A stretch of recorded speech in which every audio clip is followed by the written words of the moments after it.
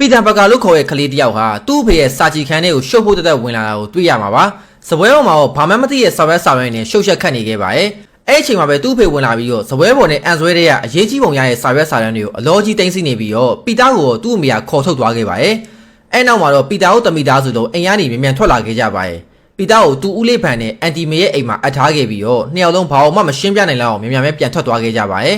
်နောက်ထပ်နှစ်အနည်းငယ်အကြာဆိုတဲ့ကာလတစ်ခုကိုရောက်ရှိသွားခဲ့ပြီးတော့အထက်တန်းကျောင်းရောက်နေတဲ့ပီတာကိုတွေ့ကြရမှာဖြစ်ပါတယ်။အထက်တန်းကျောင်းသားလေးပီတာကတော့ညံကောင်းပုံပေါ်ဝင်မဲ့လူကြောက်တဲ့ကောင်လေးတစ်ယောက်ဖြစ်ပြီးတော့ပြဿနာတွေနဲ့ဝဝရနေကိုပဲဆုံးဖြတ်ထားပုံပေါ်ပါတယ်။ဒါပေမဲ့လေသူ့ရဲ့အတန်းပေါ် flash နဲ့အခြားကောင်လေးတွေစီကနေပြီးတော့နေတိုင်းရန်စားလိုက်အနိုင်ကျင့်လိုက်လုပ်နေရကိုခံခဲ့ရပါတယ်။တနေ့မှာတော့သူ့လိုပဲအခြားကောင်လေးတစ်ယောက်ကို flash တို့ကလူရှိအနိုင်ကျင့်နေရကိုတွေ့ခဲ့ရပါတယ်။သူ့လိုပဲအခြားတစ်ယောက်အနိုင်ကျင့်ခံနေရကတော့မကြည့်နိုင်တော့ရဲ့ပီတာက flash တို့ကိုဝင်ဖျဲမယ်လုပ်ပေမဲ့ကံမကောင်းစွာနဲ့ပဲသူပဲအသိခံလိုက်ရပါတယ်။အဲ့ဒီအချိန်မှာပဲပီတာကိုကယ်တင်မဲ့ Gwen Stacy ဆိုတဲ့ကောင်မလေးတယောက်ရောက်ရှိလာခဲ့ပါတယ်။အနိုင်ကျင့်နေတဲ့လူတွေကိုထွက်သွားဖို့ပြောပြီးတော့ပီတာကိုလည်း Flash တို့ကိုမကြောက်ဘဲနဲ့ကိုယ့်အတွက်ကိုရက်တည်နိုင်တဲ့လူဖြစ်အောင်လုပ်ဖို့အားပေးနေခဲ့ပါတယ်။လူရိုးလေးပီတာကတော့ဗဇက်ကနရွက်တက်ချိတ်တော့မသက်ပြုံးပြီးတော့ကောင်မလေးကိုတော်တော်ကြွေနေခဲ့ပုံပါပဲ။ညနေပဲရောက်တော့ဦးလေးဗန်နဲ့သူအိမ်ရဲ့မြေရောက်ထက်ကိုတန်ရှင်းလုပ်ခဲ့ကြပါတယ်။ဒီလိုနဲ့တန်ရှင်းလုပ်နေရင်ပီတာကသူ့ဖေရဲ့လက်ဆွဲအိတ်အဟောင်းရှာတွေ့သွားခဲ့ပါတယ်။ပီတာလည်းလက်ဆွဲအိတ်တစ်ခုလုံးမှွေနောက်ပြီးမှတော့လက်ဆွဲအိတ်ထဲကနေသူ့ဖေတင်ထားခဲ့ရဲ့အရေးကြီးဆောင်ရွက်တွေကိုတွေ့လိုက်ရပါတယ်။ဒီကနေသူတိလိုက်ရတာကတော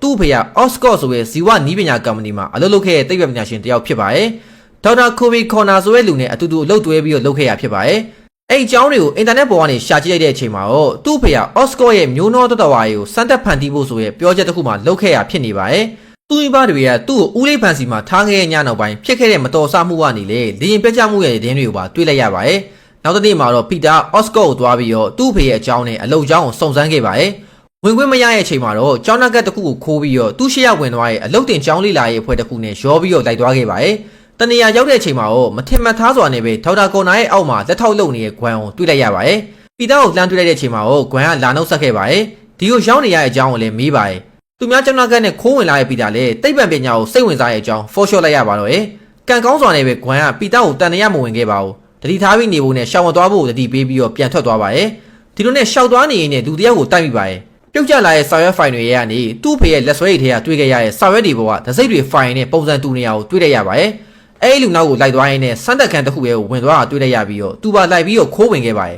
။အထဲမှာစမ်းတက်နေစေဖြစ်တဲ့ပြောချက်တစ်ခုကိုတွေ့လိုက်ရပြီးတော့ရေဒီယိုတက်တိကြွပင့်ကူတွေကိုစမ်းတက်နေရပဲဖြစ်ပါတယ်။ပင့်ကူတွေကနေထုတ်နေတဲ့အမြင်တွေကိုကန်ကြည့်တဲ့အချိန်မှာတော့အခန်းထဲမှာရှိနေတဲ့ပင့်ကူမြင်တွေအကုန်လုံးလှုပ်မိလို့ဖြစ်သွားပြီးတော့ပင့်ကူတွေသူ့ဘောကိုပြုတ်ကျလာပါတော့ရဲ့။ကံမကောင်းစွာနဲ့ပဲအဲ့ထဲကတကောင်ကပီတာရဲ့ဂုတ်ဘောကိုတက်လာပြီးတော့ကိုက်ပစ်လိုက်ပါတော့ရဲ့။သူလည်းကိုက်နေတဲ့ပင့်ကူကိုခါချပြီးအခြားလူတွေရောက်မလာခင်အိမ်ဝဲပြန်ပြေးလာခဲ့ပါတယ်။အိမ်ပြန်လမ်းမှာတော့မောင်ကန်ဆိုးလေးပီတာကိုလူမိုက်အုပ်စုတစုကရထားပေါ်မှာရန်လာစခဲ့ပါတယ်။ဒါမဲ့မထင်မှတ်ထားခဲ့တာကအရင်ကငပြော့လေးပီတာမဟုတ်တော့ဘဲနဲ့ပို့ပြီးတော့တန်မာနေခဲ့လို့ပို့ပြီးတော့လည်းဖြက်လက်နေခဲ့ပါတယ်။လူမိုက်တွေခြားသမျှကိုအေးဆေးလေးပဲရှောင်နိုင်နေခဲ့ပြီးတော့သူ့ကိုတစ်ချက်မှမထိခိုက်ခဲ့ပါဘူး။အိမ်ပြန်လဲရောက်တော့မှန်တဲ့ကိုကြည့်လိုက်တဲ့အချိန်မှာသူ့ရဲ့လေဘဲမှာရှိနေသေးတဲ့ပင့်ကူကိုတွေ့လိုက်ရပါတယ်။နောက်တစ်နေ့မနေ့သူအိပ်ရနိုးလာတဲ့အချိန်မှာသူ့မှာပင့်ကူတကောင်လိုတာမန်လူထက်ပိုရဲ့ခွန်အားတွေပင့်ကူတိစိတ်လိုစပိုက်ဒါဆန့်တွေဖြက်လက်မှုတွေလည်းရှိနေခဲ့ပါပြီ။သူလည်းကြောက်နဲ့သူ့ဖေရဲ့လုံးပေါ်ကိုင်းမဲ့ဖြစ်ခဲ့ဘူးရဲ့ဒေါက်တာကွန်နိုင်အိမ်ကိုတွားခဲ့ပါတော့ရဲ့ပီတာကသူ့ရင်မိတ်ဆွေဟောင်းရဲ့ဒါဖြစ်နေရဆိုတော့တိလိုက်ရတဲ့အချိန်မှာတော့သူ့လှုပ်ခဲ့ဘူးရဲ့မျိုးနှောစမ်းသပ်မှုကြောင်းပြောပြပါရဲ့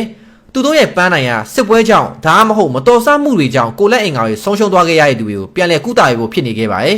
ဲ့ဒေါက်တာကွန်နာကိုတိုင်လည်းမတော်ဆမှုတစ်ခုမှသူ့ရဲ့ညာဘက်လက်ကိုဆုံးရှုံးခဲ့ရဘူးအကြောင်းဒီစမ်းသပ်ချက်ကိုအများကြီးမျှော်လင့်ထားခဲ့ရပါဒါပေမဲ့တွဲဘက်ဖြစ်တဲ့ပီတာရဲ့ဖေတည်သွားတဲ့အခါမှာတော့စမ်းသပ်မှုကတပတ်တစ်ပြတ်မှာတောင်းတင်နေခဲ့ပြီးတော့ဘာမှကိုစက်မလုပ်နိုင်ခဲ့ပါဘူးပီတာလည်းသူ့ဖေရဲ့လက်ဆွဲရဟောင်းတွေကစာရွက်တွေပေါ်မှာတွေ့ခဲ့ရတဲ့ formula တစ်ခုကိုစာရွက်တစ်ယောက်မှာချရေးပေးလိုက်တဲ့အချိန်မှာတော့ဒေါက်တာကွန်နာလည်းနောက်တစ်ခေါက်ထပ်တွေ့ဖို့ချိန်လိုက်ပါတော့ရဲ့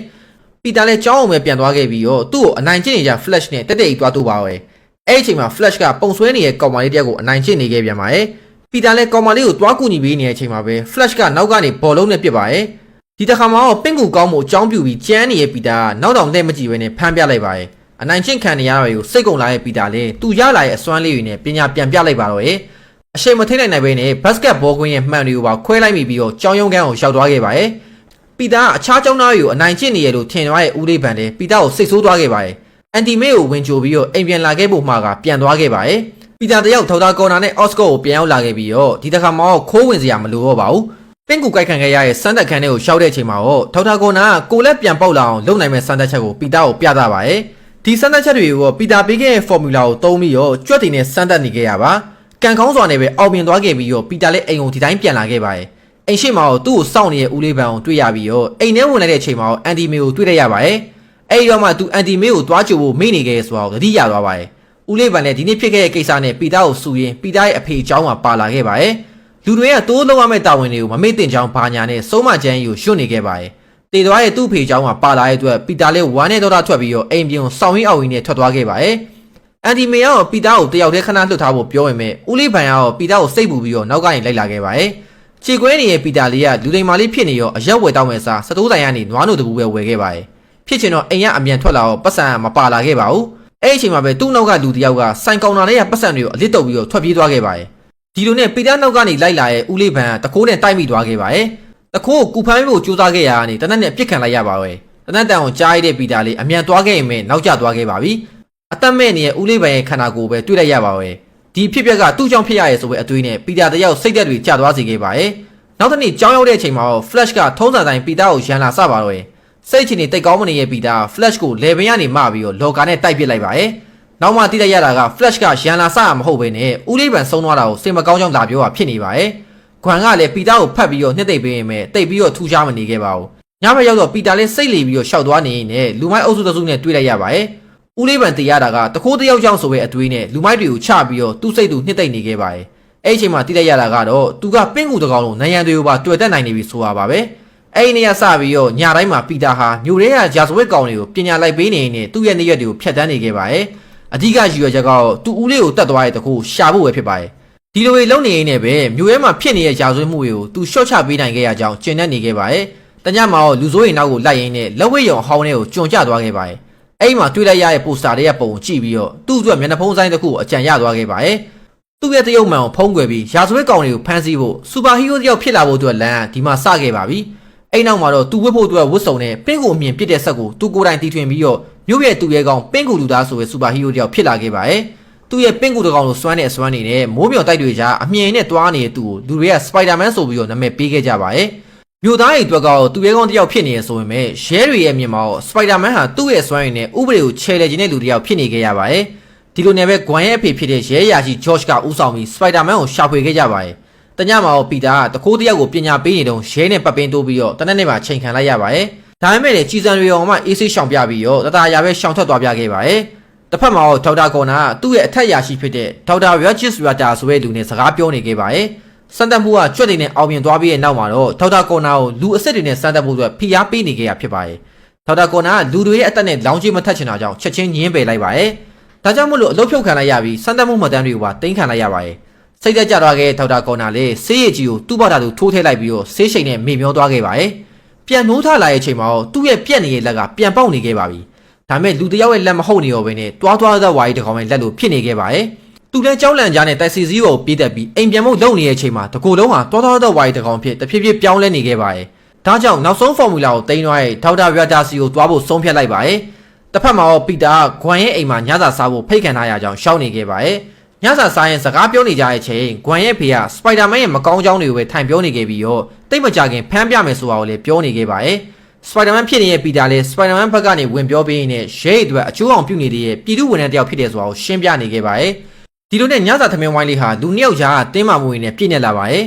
်ဂွမ်ကပီတာကိုခေါင်းမိုးထက်ကိုလင်ချင်းခံဖို့ခေါ်ထုတ်သွားခဲ့ပါတယ်အဲ့နေရာမှာပဲပီတာကဂွမ်ကိုအမြင်နဲ့ပြပြပြီးတော့သူကစပိုက်ဒါမန်ဆိုတာကိုပြောပြခဲ့ပါတယ်ဒီလိုနဲ့ဂွမ်ကိုအနမ်းပေးလိုက်ပါတယ်အဲ့အချိန်မှာပဲဂွမ်ရဲ့ဖေစီကိုအရေးပေါ်ဖုံးဝင်လာအကြောင်းချက်ချင်းပဲထွက်သွားရပါတယ်ဒါကိုမြင်လိုက်တဲ့ပီတာလည်းနောက်ကနေလိုက်သွားခဲ့ပါတယ်တရားပေါ်ရောက်တဲ့အချိန်မှာကားရိကြားကနေရှောက်သွားနေတဲ့တောသားတော်ဝါလစ်ဆက်ကြီးတကောင်တွေ့လိုက်ရပါတယ်ပီတာလည်းစပိုက်ဒါမန်မို့ဆောင်ကိုလဲပြီးတော့ချက်ချင်းရှည်တဲ့ကြောက်အောင်မဲ့ကားတွေကိုလိုက်ခဲ့ရပါတော့စပိုက်ဒါမန်ရောက်လာကိုမြင်တာနဲ့အကောင်ဝင်းတစ်ဖြစ်လဲဒေါက်တာကော်နာကထွက်ပြေးသွားပါတော့လိုက်ဖို့လုံနေတဲ့အချိန်မှာပဲတရားအောက်ကကားရဲ့မှာခလေးတယောက်ကြံနေခဲ့ရအောင်တတိထားမိသွားပြီးခလေးကိုအရှင်ကယ်ဖို့လုပ်ရပါတော့ခလေးကအရန်ကြောက်နေရကြောင်းသူ့ရဲ့မျက်နှာဖုံးကိုပေးပြီးတော့ချော့မော့ကယ်ထုတ်လာရပါတယ်နောက်တနေ့မှာတော့ဒီဖြစ်ပျက်တွေကိုရဲတွေက sanitization နဲ့ဝဲလုပ်ပြီးတော့မစီမဆိုင်စပိုက်ဒါမန်ကိုဖမ်းဝရမ်းကောက်ထုတ်လိုက်ပါတယ်လူတွေကိုကယ်ဖို့အတွက်ပဲစူပါဟီးရိုးဖြစ်လာခဲ့တဲ့ပီတာလည်းဒီသတင်းကိုကြားတဲ့အချိန်စိတ်မကောင်းဖြစ်သွားခဲ့ပြီးတော့ဒေါက်တာကော်နာရဲ့ရုံခန်းကိုတွားခဲ့ပါတယ်အဲ့ဒီအချိန်မှာပဲတိတ်ပြီးနေကောင်းပုံမရတဲ့ဒေါက်တာကော်နာထွက်လာပါတယ်မင်းညမိစ္ဆာကောင်ကြီးကချင်းချောက်ခံရလို့ခံစားရရင်ဒေါသထွက်ပြီးတော့တောင်းချမ်းလိုက်မယ်လို့လည်းပြောပြခဲ့ပါတယ်နောက်ထပ်စံတက်မှုတစ်အတွက်အလုတ်ရှုံနေခြင်းတရားဟန်ဆောင်ပြီးတော့ထွက်သွားပါတယ်ပီတာကတော့အလုတ်စပွဲပေါ်ကဆေးရည်ကြီးပလင်းကိုတွေးလိုက်ရတဲ့အကြောင်းဆေးကိုတုံးလိုက်ပြီးဆိုတာကိုသဘောပေါက်သွားခဲ့ပါတယ် ပီတာတယောက်ရဲစခန်းမှာဖြစ်ပျက်တွေကိုဂွမ်ရဲ့ဖေစီရှင်းပြလိုက်ပါတယ်ဒေါက်တာကော်နာဟာပုတ်တင်ညိုရဲ့ DNA ကိုဖော်မူလာနဲ့ပေါင်းပြီးတော့သူ့ကိုယ်သူထိုးထည့်လာနေပြီးတော့သူ့ရဲ့လက်ကိုပြန်ပေါက်လာစေမယ်လို့ထင်ခဲ့ရဖြစ်ကြောင်းရှင်းပြပါတယ်စံသက်မှုကမညီမျှဖြစ်ပြီးတော့အေယာမပုတ်တင်ညိုမိစ္ဆာကြီးဖြစ်ပြောင်းလဲသွားစေရဆိုတာကိုလည်းရှင်းပြနေခဲ့ပါတယ်ဒါပေမဲ့မျိုးနှောစံသက်မှုကြောင့်မသိရ George ကရောဒါရီကိုရုံဝွန်ဖြစ်နိုင်ခဲ့ပါဘူးဒါကြောင့်ပဲဒေါက်တာကော်နာကိုကင်တွယ်ဖို့ကပီတာရဲ့ခေါင်းပေါ်ပဲကျလာခဲ့ပါတယ်မြို့အောက်ကရှီဆိုးမြောင်းထဲမှာကင်မရာတစ်ခုကိုခိုးတက်ထားလိုက်ပြီးတော့တက်တိရှာဖို့လုပ်ခဲ့ပါတယ်တိတ်မကြခင်မှာပဲမိစ္ဆာကောင်ကြီးပုံပြောင်းသွားတဲ့ဒေါက်တာကော်နာရှောက်လာခဲ့ပြီးတော့ပီတာနဲ့တိုက်ခိုက်ပါတော့ရဲ့ရေရဲကြွားရဲ့ချိန်ပီတာရဲ့အမြင်ပစ်ဆက်ဝက်ရှူတာအလုံးမလုံးတော့ပါဘူးဒေါက်တာကော်နာအမဲလိုက်ဖြတ်နေရအောင်လွတ်အောင်ကုန်းယုံပြေးနေရပါတယ်ကံကောင်းပြီးလွတ်လာခဲ့ပီတာကိုမမိသွားခဲ့ပေမဲ့ပီတာတထားခဲ့တဲ့ကင်မရာဘဝနာမည်ကိုတွေ့လိုက်တဲ့အချိန်မှာစပိုက်ဒါမန်ဟာပီတာဖြစ်တယ်ဆိုတာကိုသိသွားခဲ့ပါတယ်တေသွင်းကတီတီလေးလွတ်လာတဲ့ပီတာဂွမ်စီကိုရောက်လာခဲ့ပါပြီဒဏ်ရာတွေကိုစိတ်ထိပ်ပေးနေတဲ့ဂွမ်ကတော့သူ့ရဲ့ရီးစားအသစ်ဆက်ဆက်လေးကိုစိတ်ပူနေခဲ့ပါတယ်ပီတာကတော့ဖော်မူလာကိုဒေါက်တာကော်နာစီပေးခဲ့တဲ့သူ့မှာတာဝန်ရှိရလို့ခန်းစားနေရကြောင်းဒီကိစ္စကိုသူကိုယ်တိုင်ကင်တွယ်ဖို့လုပ်နေခဲ့ပါတယ်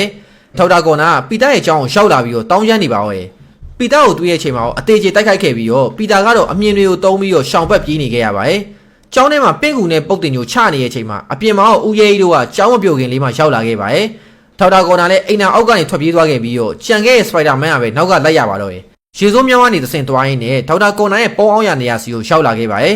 ဒေါက်တာကော်နာရဲ့ကြံတွေကိုတိလိုက်ရပါပြီဒေါက်တာကော်နာကတမျိုးလုံးကိုသူ့လိုမျိုးဖြစ်အောင်လို့ဆေးရည်ကြီးကနေထုတ်ထားတဲ့ယောဂတမျိုးကိုအော့စကော့မှာရှိတဲ့တိမ်ထုတ်လုပ်တဲ့စက်ကနေသစင်ဖြန့်ဖို့လုပ်နေခဲ့ရပဲဖြစ်ပါတယ်ဒီလိုမှပဲတမျိုးလုံးဟာပုတ်တင်ညိုသားရဲ့ဖြစ်လာပြီးတော့သူလည်းတတိချဖြစ်မနေရဘူးလို့တွေးမိရကြောင်းပဲဖြစ်ပါတယ်ပီတာလည်းအော့စကော့မှာရောက်နေတဲ့ကွမ်ကိုအမြန်ထွက်လာခဲ့ဖို့ဖုန်းဆက်ပြောခဲ့ပါတယ်တစ်ဖက်မှာရောရဲတွေကနှစ်ဖွဲ့ခွဲထားပြီးတော့တစ်ဖွဲ့ကဒေါက်တာကော်နာကိုလိုက်ဖမ်းနေတဲ့အချိန်မှာဂျော့စ်ဦးဆောင်တဲ့နောက်တစ်ဖွဲ့ကစပိုက်ဒါမန်ကိုလိုက်ဖမ်းဖို့လုပ်နေခဲ့ပါတယ်ဒေါက်တာကော်နာကိုတနက်တွေနဲ့ပြစ်ပြီးတော့ဖမ်းနိုင်လို့ညီပါဖြစ်ခဲ့ပေမဲ့ဒဏ်ရာတွေကပြန်ကောင်းလာခဲ့ပြီးရဲတွေကအစိတ်တွေရှူခိုင်းလိုက်ပါတယ်ဂျော့ရှ်ရဲ့အဖွဲ့ကတော့စပိုက်ဒါမန်ကိုဖမ်းနိုင်ပြီးတော့ပီတာဖြစ်နေဆိုတာကိုသိလိုက်ရအောင်အံ့ဩသွားခဲ့ကြပါတယ်ဂျော့စ်ကိုကိစ္စတွေရှင်းပြပြီးတော့ဂွမ်မာအော့စကော့မှာရှိနေဆိုတာကိုပြောပြလိုက်တဲ့အချိန်မှာတော့ဂျော့စ်ကပီတာကိုတွတ်ပေးလိုက်ပါတယ်ဒါပေမဲ့ရဲတယောက်ကပီတာရဲ့ချက်ကိုတနက်နဲ့ပစ်လိုက်တဲ့အတွက်ဒဏ်ရာရသွားခဲ့ပါတယ်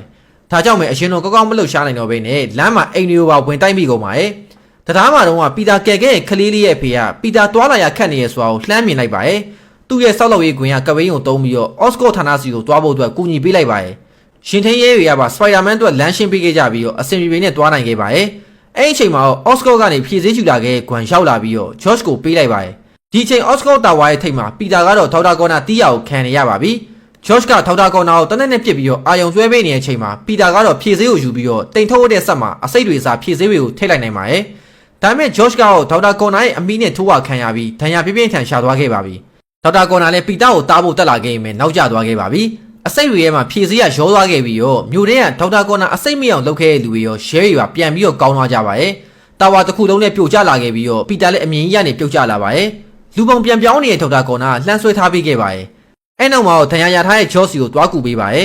ဂျော့တဲ့ဒီမျိုးကြီးကစပိုက်ဒါမန်ကိုလိုအပ်နေရဆိုတဲ့အကြောင်းရေသူ့သမီးကွမ်ကိုဒီပြဿနာတွေကနေဝေထားရပါဆိုတဲ့ဂတိကိုတောင်းပြီးတော့တေဆုံးသွားခဲ့ပါရဲ့အဲ့အချိန်ကစပြီးတော့ပီတာကမြို့ရာဇဝတ်ကောင်တွေရဲ့ရန်ကနေကောက်ွယ်ပေးနေရဲ့ပြင်သူ့ဂတိကိုတီးပြီးတော့ဂွမ်စီကနေဝေးမှာပဲနေခဲ့ပါရဲ့ဂျော့ရဲ့အာတူဘာကိုမတွားနိုင်ခဲ့ပဲနဲ့အဝေးကနေပဲလိုက်ပို့ခဲ့ပါရဲ့ပီတာသူ့ကိုရှောင်နေအောင်တည့်ရဲ့ဂွမ်ကသူ့ဖေနဲ့ပီတာကြားဂတိကိုနားလေလိုက်ပြီးတော့သူကိုယ်တိုင်မှလက်ခံပြီးတော့ထွက်သွားခဲ့ပါရဲ့နောက်တစ်နေ့ကြောင်းရတဲ့အချိန်မှာFlash ကပီတာကိုရင်းနှီးလာနှုတ်ဆက်ပြီးတော့သူပြောင်းလဲသွားပြီဆိုတဲ့အကြောင်းလာပြောပြခဲ့ပါရဲ့ Flash က Spider-Man T-shirt ကိုဝတ်ထားခဲ့ပြီးတော့ပီတာကလည်းမိုက်တယ်ဆိုပြီးတော့ချီးကျူးခဲ့ပါသေးရဲ့ပီတာလည်းမြို့မှာဖြစ်နေတဲ့ရာဇဝတ်မှုတွေကိုရဲတွေကူဖြစ်ရှင်းပြီးမြို့ကြီးရဲ့တရားဝင်စူပါဟီးရိုး Spider-Man ဖြစ်လာပါရဲ့ဒီစကားလေးကတော့2012ခုနှစ်မှာထွက်ခဲ့တဲ့ Andrew Garfield ရိုက်ခဲ့တဲ့ The Amazing Spider-Man ပဲဖြစ်ပါရဲ့The Amazing Spider-Man 2ကိုတော့ကျွန်တော်မနက်ဖြန်ဆက်တင်ပေးသွားပါမယ်ကျေးဇူးတင်ပါတယ်စောင့်နေကြည့်ရှုပေးရကျေးဇူးအများကြီးတင်ပါတယ် like subscribe follow လေးလုပ်ပေးခဲ့ကြပါဦးကျွန်တော်စမတ်ပါ